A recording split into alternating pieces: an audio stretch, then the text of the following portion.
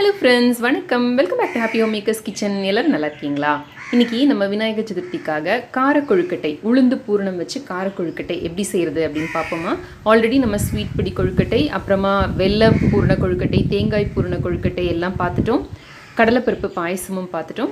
இப்போ காரத்துக்கு இந்த கொழுக்கட்டை எப்படி செய்யறதுன்னு பார்ப்போம் வாங்க.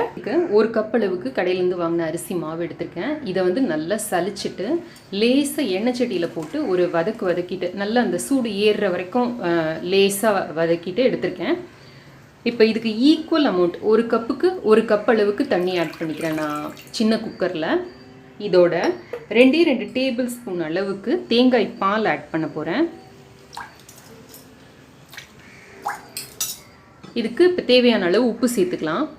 அடுப்பில் வச்சு நல்லா அந்த முத்து பதமாக கொதிக்க வச்சுக்கலாம். அந்த ரோலிங் பாயில்னு சொல்லுவோம் பார்த்தீங்களா, அந்த பதத்துக்கு கொதிக்க வச்சுக்கலாம். இந்த மாதிரி இது நல்லா இந்த முத்து பதமாக கொதிக்க ஆரம்பிக்கிறப்ப இந்த மாவை உள்ளே கொட்டிடுங்க. கொட்டிட்டு அப்படி லேசாக அப்படி கலந்து விட்டிங்கன்னா போதும். கேஸ் ஆஃப் பண்ணிவிடுங்க.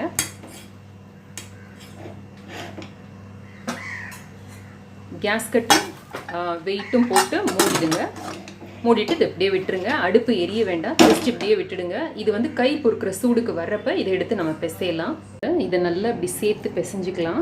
இதில் ஒரு டீஸ்பூன் அளவுக்கு நெய்யோ இல்லை நல்லெண்ணெய்யோ விட்டுக்கோங்க. ஒரு 2-3 நிமிஷம் நல்லா இப்படி சேர்த்து வச்சு பிசைஞ்சோம்னாலே நமக்கு மாவு வந்து நல்லா சாஃப்டாகி கிடைக்கும். இப்போ நம்மளோட கொழுக்கட்டை மேல் மாவு தயார். 1/2 கப் அளவுக்கு உளுந்து எடுத்துக்கோங்க. அதில் 1/2 கப் அளவுக்கு தண்ணி ஊற்றி நல்லா இந்த மாதிரி ஒரு அடிகனமான பேனில் எடுத்து வச்சுக்கோங்க. இந்த மாதிரி மேலே சேர்ற இந்த நுரையை எடுத்து போட்டுடுங்க. இது தேவையில்லை. இது உடம்புல வந்து கபத்தை ஜாஸ்தி பண்ணும். ஸோ இது தேவையில்லை. ஒரு 10-12 நிமிஷம் சிம்மில் வச்சுருந்தீங்க அப்படின்னா இந்த உளுந்து வந்து நமக்கு நல்லா வெந்து கிடைக்கும். ஒரு மூடி போட்டு கொஞ்சமாக கவர் பண்ணி வச்சிடலாம் இதை. இப்போ இதோ பாருங்கள், 10 நிமிஷத்தில் உளுந்து வந்து நல்லா வெந்திருக்கு பாருங்கள். நல்லா மலர்ந்து வெந்திருக்கு. இப்படி எடுத்து அமுக்குனா நல்லா பேஸ்ட் மாதிரி ஆகுது பாருங்கள். இப்போ இதை அடுப்பை ஆஃப் பண்ணிடலாம். இந்த தண்ணியை விட்டுட்டு இந்த உளுந்தை மட்டும் எடுத்து போட்டுக்கலாம். நம்ம இந்த சூடோட லேசாக மசித்தோம்னா நமக்கு நல்லா மசிச்சு கிடைக்கும். இல்லை மிக்சியில் போட்டு ஒரு பல்ஸ் பண்ணிக்கிறதுனாலும் பண்ணிக்கலாம். ஒரு டீஸ்பூன் அளவுக்கு எண்ணெயை கடாயில் சூடு பண்ணிக்கோங்க. இப்போ இதில் நம்ம இந்த தாளிக்கிற பொருட்கள் எல்லாம் சேர்த்துக்கலாம். 1/4 டீஸ்பூன் அளவுக்கு கடுகு, ஒரு 2 சிட்டிகை அளவுக்கு சீரகம், 2 காய்ந்த மிளகாய், ஒரு 4 கருவேப்பிலை இலைகள் பொடியாக நறுக்கி வச்சுருக்கேன், 2 பச்சை மிளகாய் அதையும் பொடியாக நறுக்கி வச்சுருக்கேன். இந்த பச்சை மிளகாயும் இந்த கார மிளகாயும் நீங்கள் அளவு வந்து உங்களுக்கு ஏற்றபடி நீங்கள் எடுத்துக்கலாம். 1 டேபிள் ஸ்பூன் அளவுக்கு துருவின தேங்காய் எடுத்திருக்கேன். அப்புறம் பெருங்காயம், கடுகு சேர்த்துக்கலாம், சீரகம், பச்சை மிளகாய்களை ஆட் பண்ணிக்கலாம். அடுத்தது இந்த கருவேப்பிலைகளையும் ஆட் பண்ணிக்கலாம். இந்த சிகப்பு மிளகாயை சின்ன பீஸாக கிள்ளி போட்டுக்கலாம். நான் ஒரு சிசர் யூஸ் பண்ணுறேன். இதுக்கு வேக வச்சுருக்கிற உளுந்தை ஆட் பண்ணிக்கலாம். அளவு உப்பு சேர்த்துக்கலாம். எல்லாம் சேர்ந்து இப்படி சுருளை வர்றப்ப நம்ம அடுப்பை ஆஃப் பண்ணிக்கலாம். ஒரு டேபிள் ஸ்பூன் அளவுக்கு நம்ம எடுத்து வச்சுருக்கிற திருவின தேங்காயும் ஆட் பண்ணிக்கலாம். தயார் பண்ணி வச்சுருக்கிற கொழுக்கட்டை மாவுலேருந்து ஒரு சின்ன பீஸ் எடுத்துக்கலாம். கொஞ்சமாக எண்ணெயை கையில் தொட்டுக்கிட்டு இந்த சொப்பு ரெடி பண்ணி அதுக்குள்ளார அந்த பூரணத்தை வச்சு கொழுக்கட்டைகளை செய்துக்கலாம்.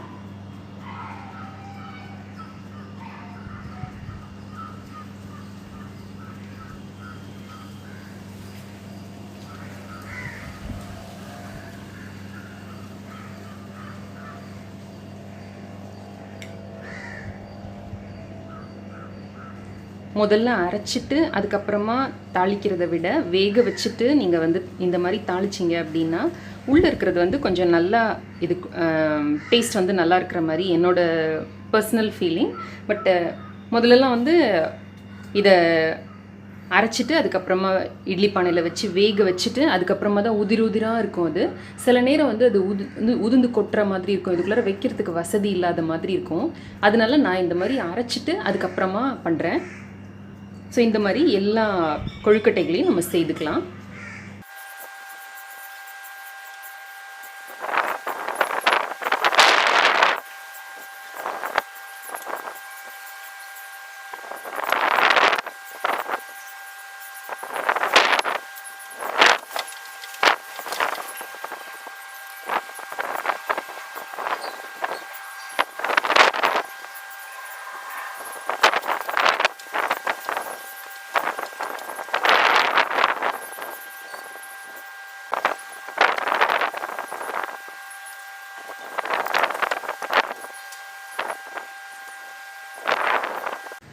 இப்போ நம்மளோட கார கொழுக்கட்டைகள் தயார். இதை வந்து ஒரு எண்ணெய் தடவின இட்லி தட்டில் வச்சு 7லேருந்து 10 நிமிஷம் வரைக்கும் வேக வச்சு எடுத்துக்கிட்டோம் அப்படின்னா நம்மளோட கார கொழுக்கட்டைகள் ரெடி ஆகிடும்.